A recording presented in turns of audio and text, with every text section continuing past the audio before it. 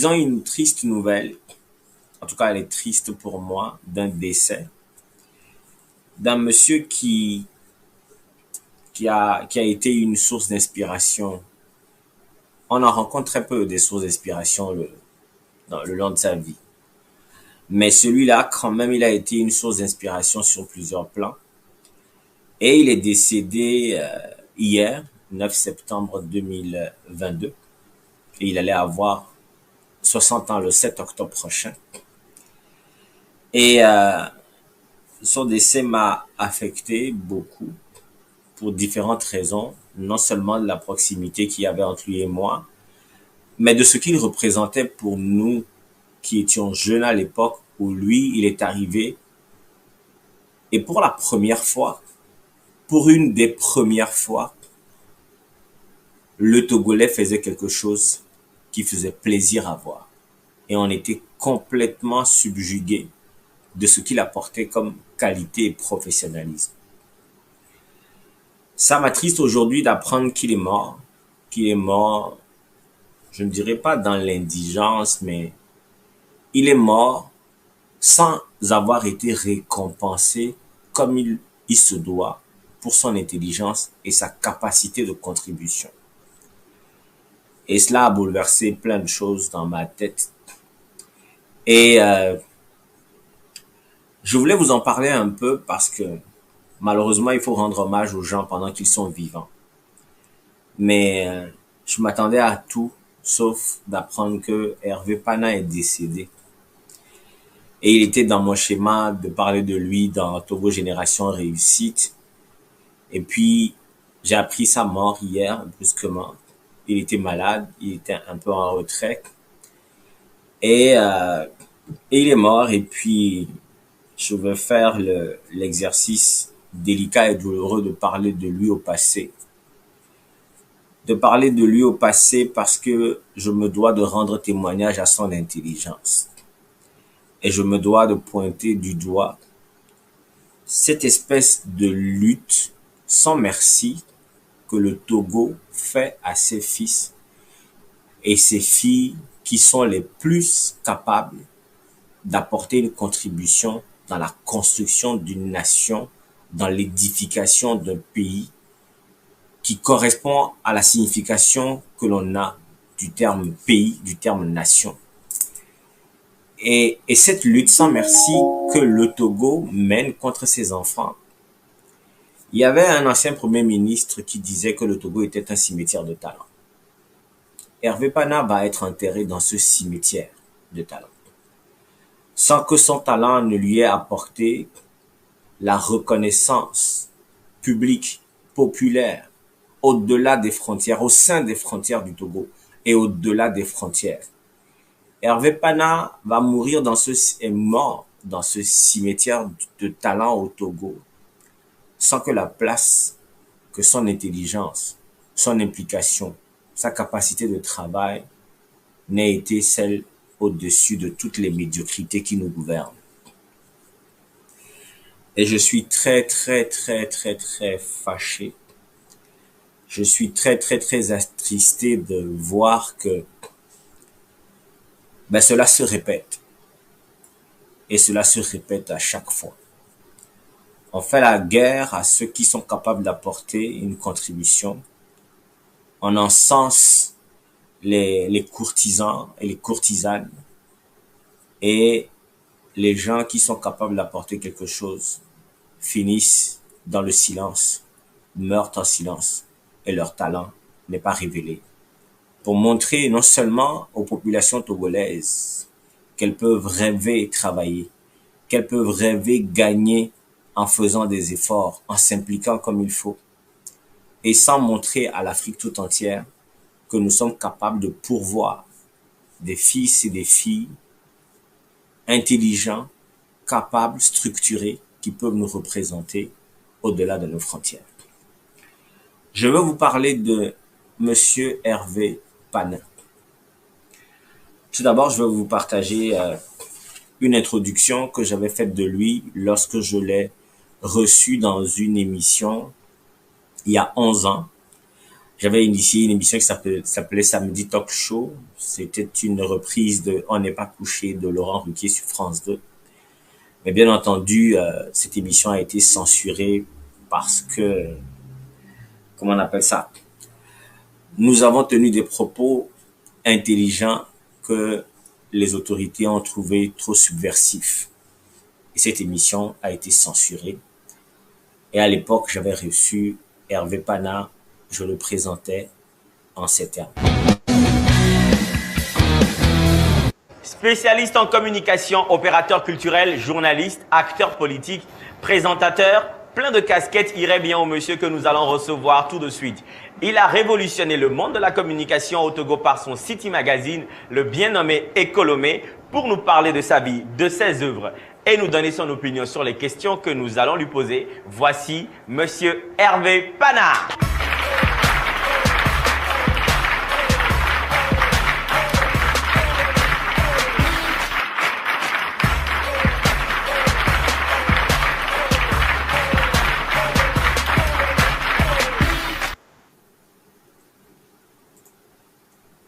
Voilà, communicateur de talent. Il avait tous les talents, Hervé. Il était tellement brillant qu'on pouvait passer des heures à converser avec lui. On ne pouvait pas savoir quand est-ce que ça allait finir. C'était un bon vivant. C'était un homme cultivé. C'était un homme qui avait un parcours éloquent, qui a rencontré beaucoup de sommités de la culture, de la mode. Michael Jackson, Jacob Desvarieux, il a travaillé avec Alpha D. Il a connu des top modèles qui venaient dans le désert, où il était responsable des communications pour le festival, le FIMA du Niger, pour le couturier Alpha D. Et puis moi, je venais de commencer en communication à Capcom. Nous étions correspondants de McCann et Ericsson. Et on a appris que quelqu'un est rentré avec des amis, François et Bruno Pietrantoni. Ils ont monté une agence qui s'appelait Coris Consulting. À chaque fois qu'ils affichaient en ville où ils faisaient une campagne, notamment pour Togo Cellulaire, on s'asseyait presque sous les panneaux pour regarder et nous inspirer. Hervé Pana, c'est lui.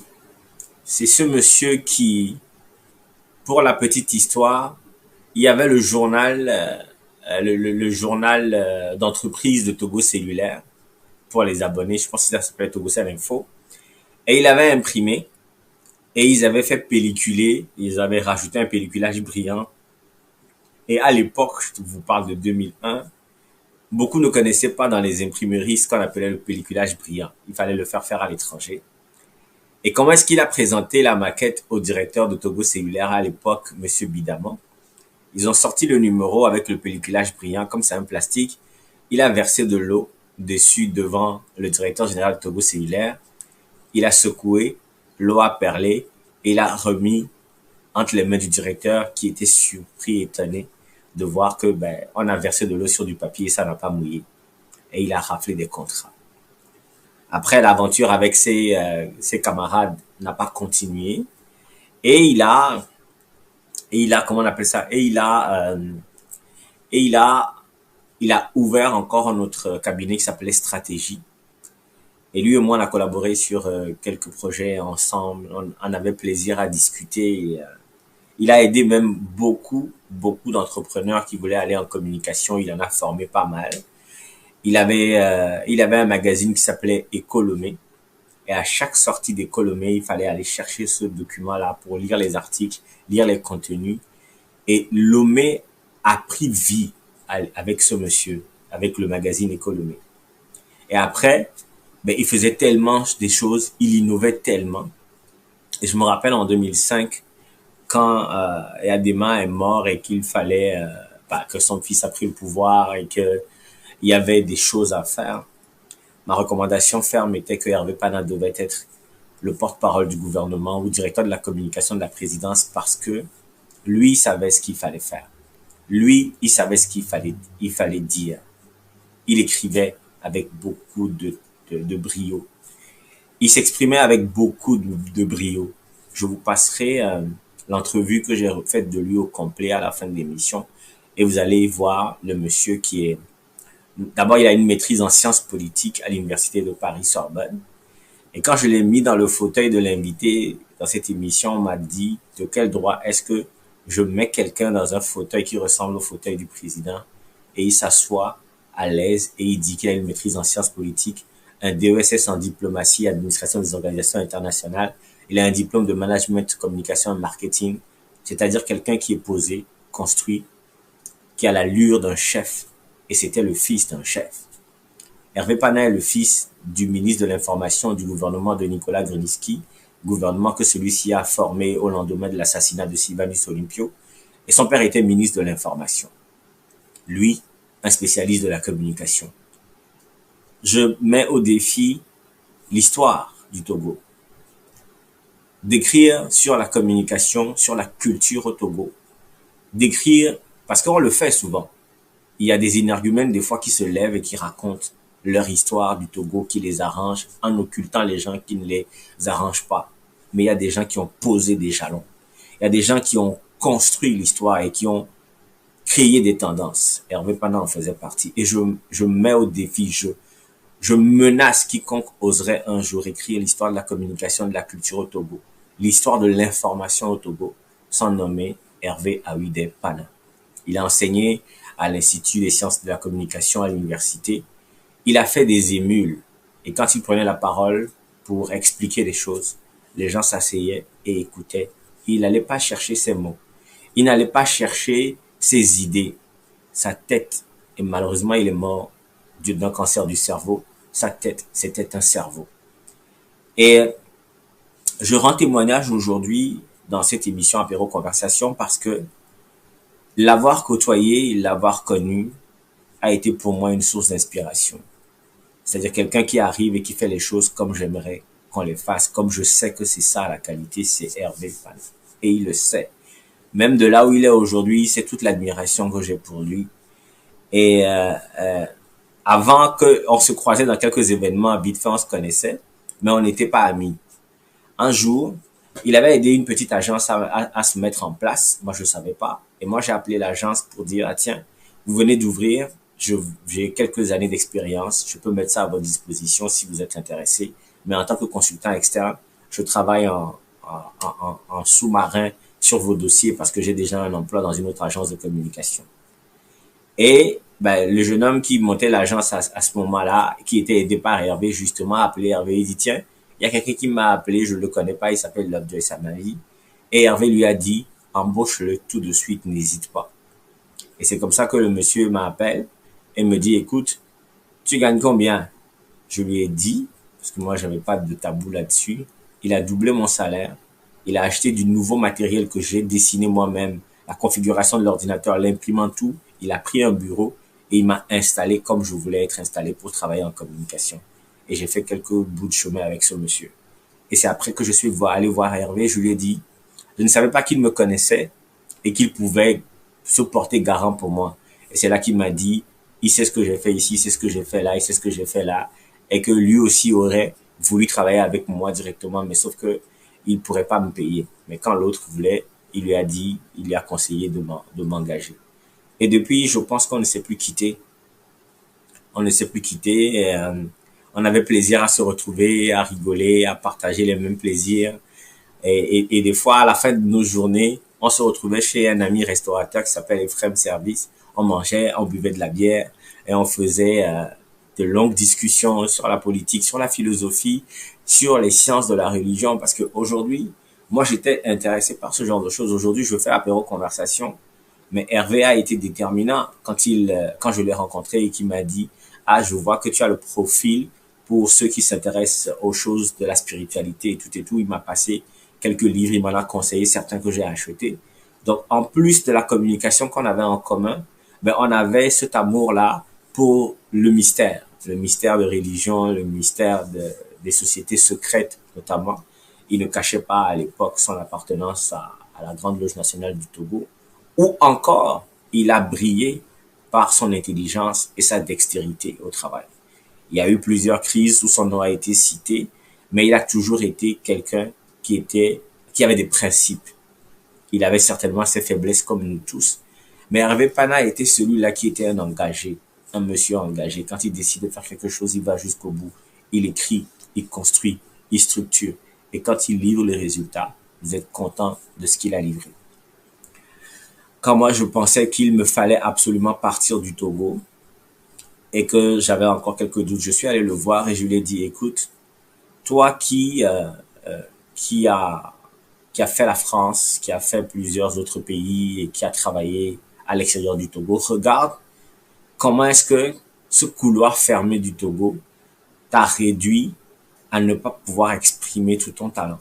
Est-ce que tu ne penses pas que tu devrais repartir? Et il m'a dit, j'ai déjà 50 ans. Retourner en Occident n'est pas une solution pour moi. On va s'arranger et puis on va trouver, ça va changer. Et il croyait. Il s'est engagé encore dans plein de choses. Il a toujours voulu contribuer. Dans l'entrevue que j'ai faite déjà en 2011, il disait que son rôle n'était pas de faire de la politique, mais sa responsabilité en tant que citoyen, en tant qu'être humain, est de contribuer, s'impliquer et contribuer. Et ça m'avait rejoint et je l'ai toujours admiré. J'admirerai toujours Hervé Pana, peu importe qu'il soit vivant ou qu'il soit mort, parce que lui, pour tous ceux qui l'ont croisé, sa lumière a laissé des étincelles. Et même s'il n'a pas écrit de livres témoignages, même s'il n'a pas bâti un empire de communication ou de showbiz ou quoi que ce soit, même s'il n'est pas devenu ministre de la communication et de l'information comme son père l'avait été il y a quelques années avant lui, même s'il n'est pas devenu le directeur de la communication, c'est-à-dire le directeur de la communication de la présidence ou de l'État togolais pour porter sur ses épaules la communication du pays parce qu'il en avait les capacités. Pour différentes raisons, ça n'a pas été lui. On n'a pas fait le choix de le prendre, même si on le connaissait dans tous les sérails. Mais ça c'est une autre affaire, on n'en parlera pas aujourd'hui. Il faut savoir que ce n'est pas un grand communicant, Hervé Pana. Hervé Pana est peut-être le premier communicant du Togo. Je ne dis pas spécialiste de communication de l'information, je parle de communicant. Dans toute la densité que ce terme peut recouvrir, Hervé Pana est le premier communicant. À sa suite, beaucoup ont voulu monter des agences de communication, ont voulu travailler. Et moi, je revendique être un de ses disciples, en tout point. Un de ses disciples dans la structuration qu'il amène quand il porte un projet. Un de ses disciples dans la culture générale qu'il peut avoir, dans la vision complète qu'il peut avoir d'un projet. Je suis son disciple parce que je trouve que on a la même façon de voir les choses. On n'était peut-être pas d'accord sur tout, mais je crois qu'on s'appréciait et aujourd'hui d'apprendre qu'il est parti, qu'il n'est plus vivant, ça m'a attristé. Et vous comprendrez pourquoi j'ai rasé ma barbe, que j'ai rasé la tête. Ça m'a affecté et je trouve que il fallait que je lui rende hommage aujourd'hui. Voici une couverture du magazine Écolomé qu'on allait tous chercher avec un des mannequins à l'époque. Il apportait du travail sur la couverture, sur la photographie, sur le montage. Vous faisiez une maquette pour Hervé Pana, il savait à peu près où est-ce qu'il fallait mettre des couleurs, des dégradés de couleurs et tout. Hervé Pana était un homme de communication, il n'avait pas qu'un seul cerveau dans sa tête. Et normalement, c'est pas à lui de mourir de cancer de cerveau. Il fumait beaucoup, il dormait pas, il buvait beaucoup de café, il aurait pu mourir d'autre chose et son cerveau aurait dû rester intact pour qu'on puisse l'enlever et le greffer dans la tête de tous ces médiocres qui nous gouvernent et qui ne veulent toujours pas laisser la place aux gens qui sont capables de construire notre pays et que malheureusement beaucoup d'entre nous préfèrent partir et être ailleurs. Hervé Pana et à tous ceux qui l'ont connu, on va pas pleurer parce que on a beaucoup appris de lui. On va pas pleurer parce que, mine de rien, son héritage est grand. Ce qu'il a laissé comme étincelle en nous, ce qu'il nous a montré, la façon dont les gens se sont vus en lui, dans son éloquence, dans son travail, ça c'est un héritage qui ne mourra jamais. La chair est partie, on ne le touchera plus, on ne l'appellera plus, on ne lui parlera plus, il ne vieillira plus, mais il est présent. Parce que il a laissé un modèle que beaucoup d'autres peut-être sont encore en train de suivre aujourd'hui. C'était mon hommage pour mon grand frère et ami Hervé Awide Pana.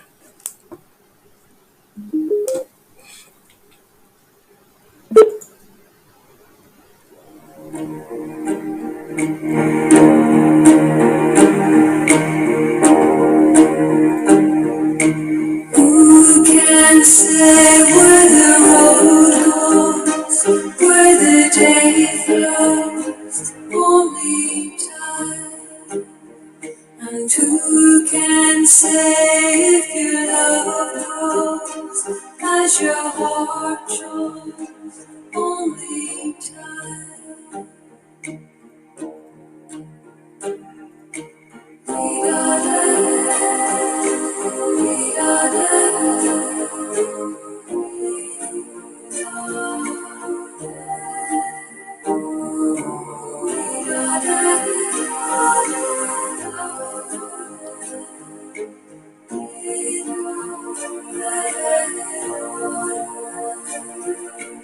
Who can say why your heart sighs as your love lies? Only time. And who can say why your heart cries when your love lies? Only time.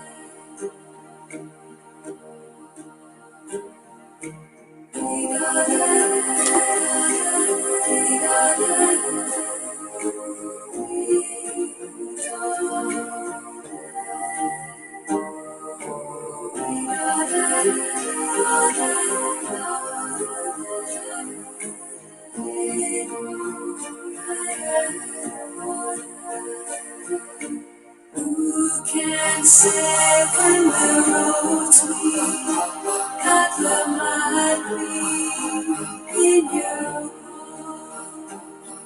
And who can say when the day sleeps if the night heals all your heart? Night heals all your heart.